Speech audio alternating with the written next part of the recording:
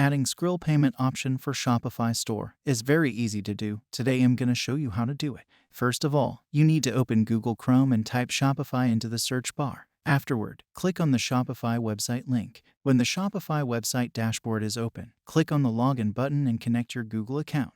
Once you've logged into your Shopify account, the Shopify store will be accessible. Skrill is a well-established payment processor that has been in operation for over 20 years. It is a PCI DSS Level 1 compliant payment gateway, indicating the highest level of security certification. Here, you'll notice several buttons available, including the Home button, Orders, Products, Customers, Content, Analysis, Marketing, Discounts, and many more. However, you need to click on the Settings button. After that, proceed to click on the Payments button. Now, click on the Add Payment Method button, which is located under the Supporting Payments box. Next, click on the Payments Provider and then type Skrill into the search bar. Select the Skrill payment method and click on the Activate button. After completing these steps, your Skrill payment method will be added to your Shopify store. And it's done. This is how you can add Skrill payment option for Shopify store.